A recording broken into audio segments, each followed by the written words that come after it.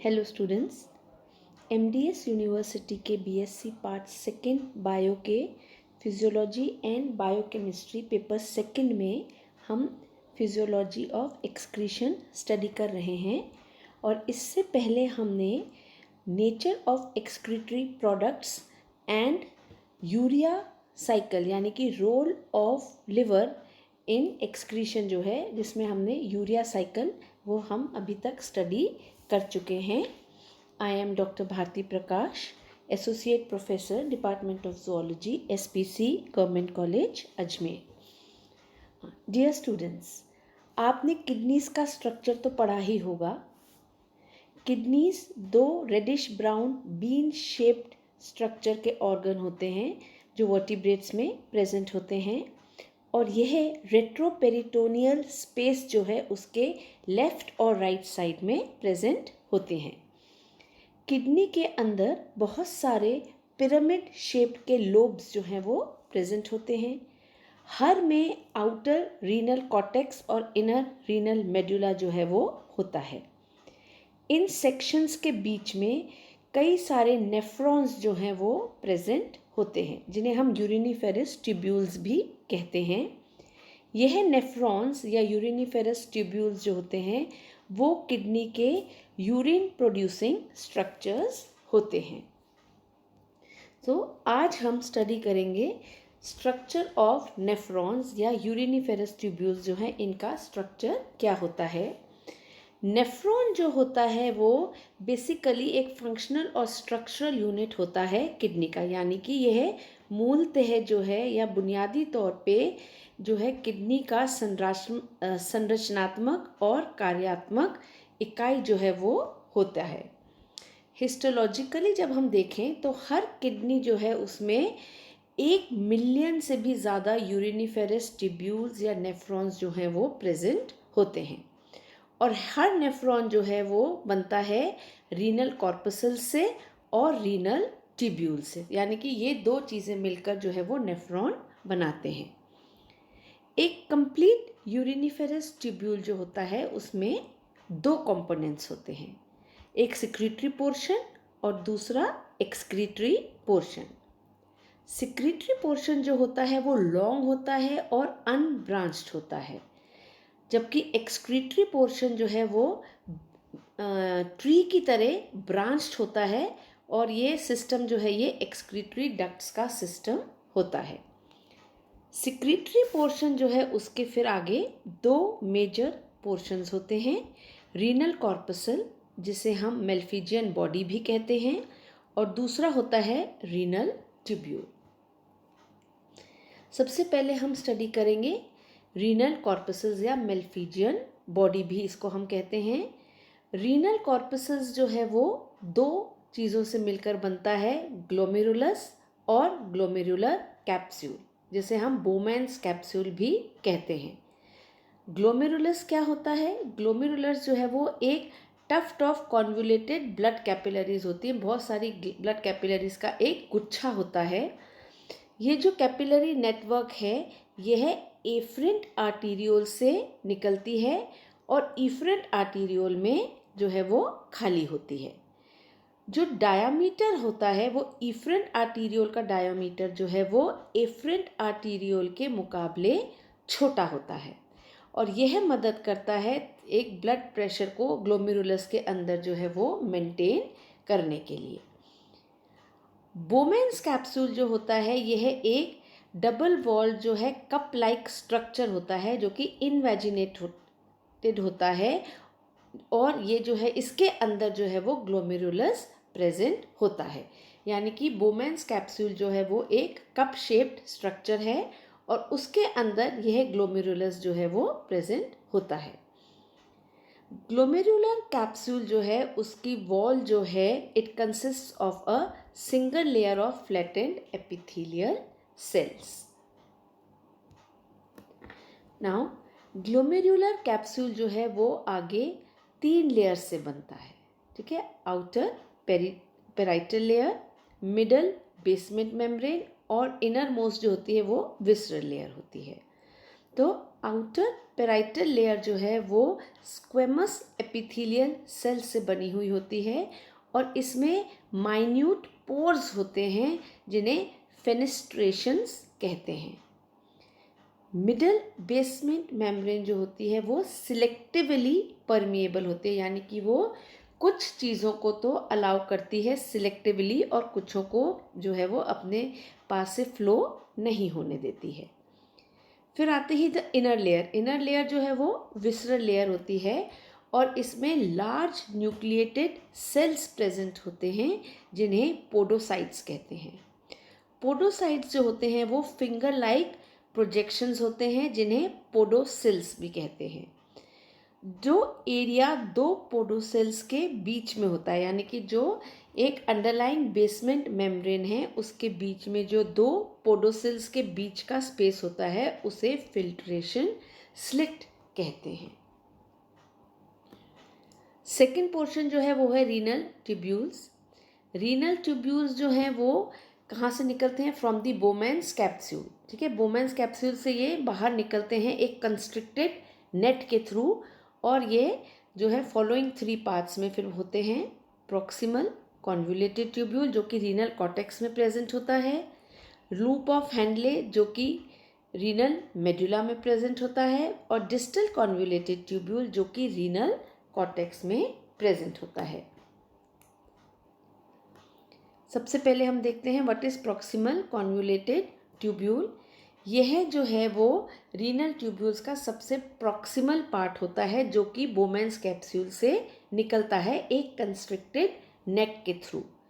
यह ट्यूब्यूल जो है वो कैप्सूल से बाहर निकलकर जो है वो एक greatly contracted proximal convoluted tubule में खुलता है, यानी कि शुरू में ये कंस्ट्रिक्टेड नेक से जब निकलता है उसके बाद ये जो है उसमें बहुत सारे कन्वल्शंस जो हैं जो वो उसमें आ जाते हैं, यानी कि ऐंठन जो है वो उसमें आने लगती है।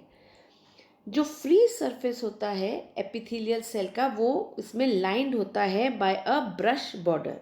जो ट्यूबुलर ल्यूमेन होता है उसके फ्री सरफेस में एक प्रोमिनेंट ब्रश बॉर्डर जो है वो प्रेजेंट होता है जो कि एक रिजॉर्प्टिव एक्टिविटी में रिजल्ट करता है। जब उसमें जो रीएब्जॉर्प्शन होता है सब्सटेंस का उसको ये फैसिलिटेट करता है। फिर आता है लूप ऑफ हैंडले।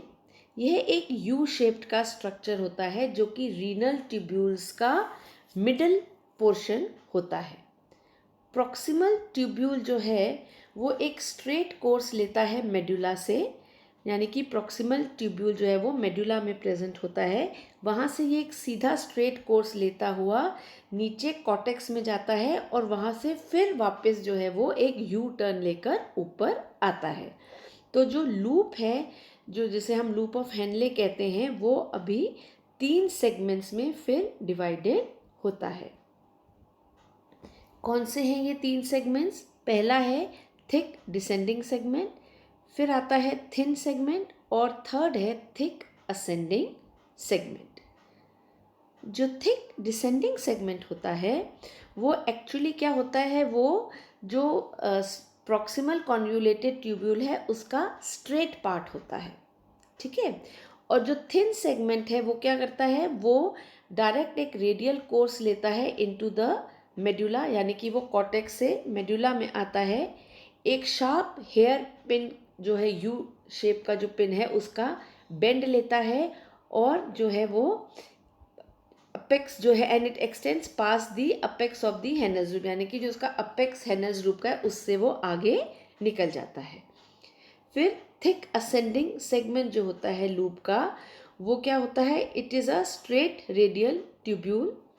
एक अब्रप्ट ट्रांजिशन होता है स्क्वेमस एपिथेलियम से इनटू द क्यूबॉइडल एपिथेलियम। जो थिन सेगमेंट है उसमें जो है वो स्क्वेमस एपिथेलियम प्रेजेंट होता है और अब जो ये थिक असेंडिंग सेगमेंट है उसमें स्क्वेमस एपिथेलियम की जगह अब क्यूबॉइडल एपिथेलियम जो है वो प्रेजेंट होता है और यह क्यूबॉइडल एपिथेलियम जो है वो रिलेटिवली इम्पर्मिएबल होता है वाटर और सॉल्ट्स के प्रति। थर्ड पोर्शन जो है लूप ऑफ रीनल ट्यूब्यूल का वो है डिस्टल कॉन्वोल्यूटेड ट्यूब्यूल। यह डिस्टल कॉन्वोल्यूटेड ट्यूब्यूल जो है ये अब मेडुला से निकलकर वापस ऊपर कॉर्टिकल टिश्यू में एंटर होता है और यह अब कहलाया जाता है डिस्टल कॉन्वोल्यूटेड ट्यूब्यूल, और ये अपने मेलफिजियन कॉर्पसल्स के पास में आ जाता है। यह सेगमेंट जो है वो प्रॉक्सिमल कॉन्वोल्यूटेड ट्यूब्यूल के मुकाबले काफ़ी छोटा होता है और इसमें ऐंठन भी उसके मुकाबले कम होती हैं और ये थोड़ा प्रॉक्सिमल कॉन्वोल्यूटेड ट्यूब्यूल से नैरो भी होता है। इसका एपिथेलियम जो है वो क्यूबॉइडल होता है। इसमें एक लार्ज ल्यूमन प्रेजेंट होता है और इसमें ब्रश बॉर्डर जो है वो प्रेजेंट नहीं होता है। यानी कि जो प्रॉक्सिमल कॉन्वोल्यूटेड ट्यूब्यूल था उसमें जो था वो ब्रश बॉर्डर प्रेजेंट था, लेकिन इसमें ब्रश बॉर्डर प्रेजेंट नहीं होता है। इसमें एक लार्ज ल्यूमन जो है वो प्रेजेंट होता है। यह डिस्टल कॉन्वोल्यूटेड ट्यूब्यूल जो है फिर जाके खुलते हैं इनटू द कलेक्टिंग डक्ट्स या कलेक्टिंग ट्यूब्यूल्स। कलेक्टिंग ट्यूब्यूल्स जो होते हैं यह ट्यूब्यूल बिल्कुल स्ट्रेट ट्यूब्यूल्स होते हैं। They are straight and short connecting tubules से जो है ये स्ट्रेट कलेक्टिंग ट्यूब्यूल्स में जुड़ते हैं। यानी कि जो प्रॉक्सिमल कॉन्वोल्यूटेड ट्यूब्यूल्स हैं वो सीधे होते हैं और सीधे होके वो शॉर्ट कनेक्टिंग ट्यूब्यूल के थ्रू स्ट्रेट कलेक्टिंग ट्यूब्यूल के अंदर जुड़ जाते हैं। डिस्टल कॉन्वोल्यूटेड ट्यूब्यूल्स जो हैं कई सारे नेफ्रॉन्स के डिस्टल कॉन्वोल्यूटेड ट्यूब्यूल्स जो हैं वो एक कलेक्टिंग ट्यूब्यूल में आकर जुड़ते हैं और कई सारे फिर कलेक्टिंग ट्यूब्यूल्स जो हैं वो यूनाइट होके एक पैपिलरी डक्ट फॉर्म करते हैं जो कि यूरिन को पहले माइनर कैलिक्स और उसके बाद मेजर कैलिक्स में डालते हैं और finally into the renal pelvis.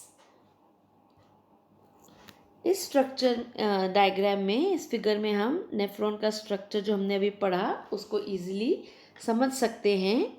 यह देखिए यहाँ पर ये जो हम देख रहे हैं स्ट्रक्चर, ये क्या है? This is the renal corpuscles जो कि बोमेंस कैप्सूल, ये जो ब्लू पोर्शन है ये बोमेंस कैप्सूल है और जो अंदर ये जो टफ्ट ऑफ ब्लड कैपिलरीज दिख रही हैं ये है ग्लोमेरुलस। तो रीनल कॉर्पसल्स जो है या मेलफिजियन बॉडी जिसे हम कहते हैं वो बोमेंस कैप्सूल और ग्लोमेरुलस से मिलके बनता है। ग्लोमेरुलस में जो है एफरेंट आर्टीरियोल से ब्लड आता है और एफरेंट आर्टोरियोल के थ्रू जो है वो बाहर निकल जाता है और एफरेंट आर्टीरियोल का हमने स्टडी किया जो डायामीटर है वो एफरेंट के मुकाबले बड़ा होता है। ओके, अब बोमेंस कैप्सूल से जो है वो क्या आता है, जो रीनल ट्यूब्यूल स्टार्ट होती है जिसका फर्स्ट पोर्शन होता है प्रॉक्सिमल कॉन्वोल्यूटेड ट्यूब्यूल। तो ये प्रॉक्सिमल कॉन्वोल्यूटेड ट्यूब्यूल जो है वो कॉर्टेक्स में प्रेजेंट है। ये जो है यहाँ से निकलती हुई कहाँ आएगा? It will come into the loop of Henle, जो सेकंड पोर्शन होता है रीनल ट्यूब्यूल का, लूप ऑफ हेनले, ये अब इसमें आता है। लूप ऑफ हेनले हमने स्टडी किया था 3 पोर्शन से बना हुआ होता है। थिक डिसेंडिंग सेगमेंट जो कि कॉर्टेक्स में है, ठीक है। यह थिक डिसेंडिंग सेगमेंट जो है फिर किस में खुलता है? इनटू द थिन सेगमेंट जिसमें कि एक हेयर पिन लूप होता है। ओके, ये हम देख रहे हैं, ये हेयर पिन लूप जो है ये है इसमें होता है और यह फिर जाके खुलता है into the thick ascending limb. ये थिक असेंडिंग लिम्ब है। ओके, तो थिक डिसेंडिंग सेगमेंट जो है वो कॉर्टेक्स में प्रेजेंट है।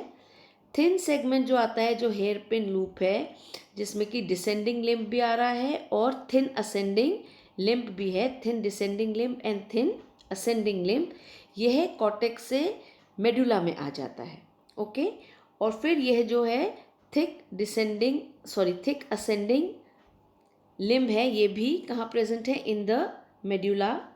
यहाँ से फिर जो है ये थिक असेंडिंग लिम्ब जो है लूप ऑफ हेनल की, ये किस में खुलती है? Into the distal convoluted tubule और ये फिर वापस से जो है कॉर्टेक्स में एंटर हो जाता है और वहाँ से फिर ये जो है डिस्टल कॉन्वोल्यूटेड ट्यूब्यूल जिसमें कि प्रॉक्सिमल ट्यूब्यूल के मुकाबले जो है ऐंठन कम होती हैं, कम लेस कॉन्वोल्यूटेड होता है, यह खुलता है इनटू द कलेक्टिंग ट्यूब्यूल।